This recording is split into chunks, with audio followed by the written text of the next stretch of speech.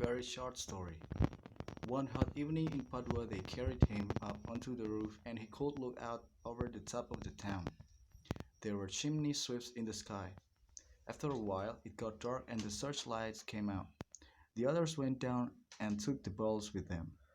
He and Lass could hear them below on the balcony. Lass sat on the bed. She was cool and fresh in the hot night. Lass stayed on night duty for 3 months. They were glad to let her. When they operated on him, she prepared him for the operating table, and they had a joke about friend or enemy. He went under the anesthetic, holding night onto himself so he would not blab about anything during the silly talky time. After it got on crutches, he used to take the temperature so Lois would not have to get up from the bed. There were only a few patients, and they all knew about it. They all liked Lois. As he walked back along the halls, he thought of Lois in his bed.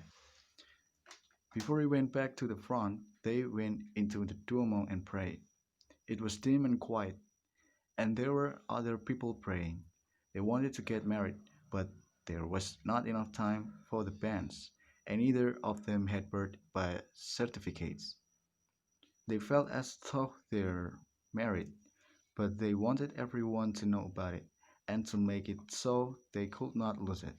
Les wrote him many letters that he never got until after the armistice. 15 came in a bunch to the front, and he sorted them by the dates and read them all straight through. They were all about hospital, and how much she loved him, and how it was impossible to get along without, and how terrible it was missing him at night. After the armistice, they agreed he should go home to get a job so they might be married.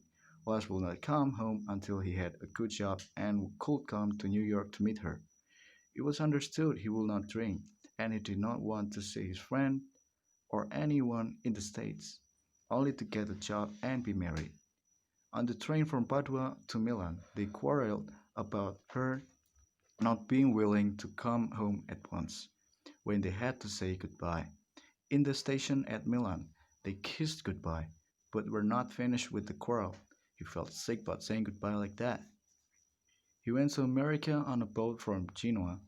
Los went back to Pordenone to open a hospital. It was lonely and rainy there, and there was a battalion of RDT quartered in the town. Living in the muddy, rainy town in the winter, the major of the battalion made love to Luz, and she had never known Italians before, and finally wrote to the States that theirs had been probably only a boy and girl affair.